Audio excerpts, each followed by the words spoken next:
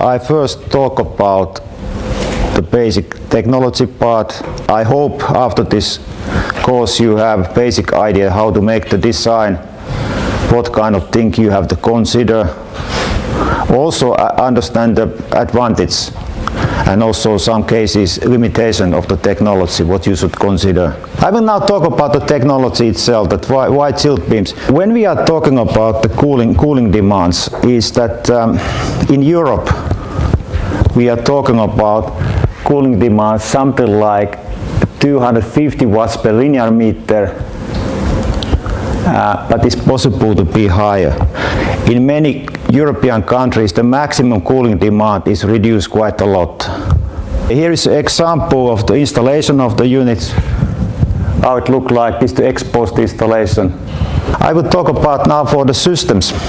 When we have conditions and loads, we have typically in the room space totally different conditions depending upon what's the temperature of the window, what kind of loads are there, and this air distribution change. I think this is quite typical approach what they use in different countries now, that analyze interactions, what kind of work they are doing, what kind of spaces they are needed.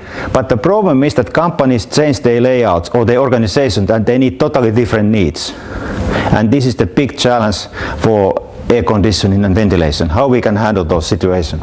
Normally the systems what they installed, they are protected. The weight of the unit is something like 10-20 kilogram per meter. Of course, when we have more services, the weights are coming higher. One thing, of course, is a flushing. When we have an air-water system, we have to take off the air out there. We have a guarantee that system is there's no air. You have to make a selection of the unit many different ways. You can optimize high cooling capacity, or you can think about the cost, you making shorter units, or you can think about more sustainability thing that you taking bigger unit. I will go through the steps of designing a chill beam system from zero to the end, and at the end we have some discussion on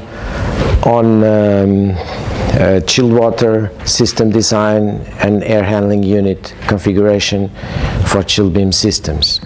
As a designers, we must have a design that is easily adaptable to a different use of space. We have to design for flexibility, to make it very easy to adapt the air conditioning systems to different architectural layouts. Occupant density, how many people will be in each room, and there can be huge variations. All zones are introduced, and with the color code. This is the basis of all the dimensioning of the calculation of the air conditioning system. In chill beam systems, we have to do a second calculation. On beam selection, I will just explain the selection of the beams for one case. How could we design the duct system and the water system to the beams? This is the solution for the cassette beams, four-way beams. Usually, most beam systems use one of these solutions. Most systems that I know use the first one with the three-way mixing valve.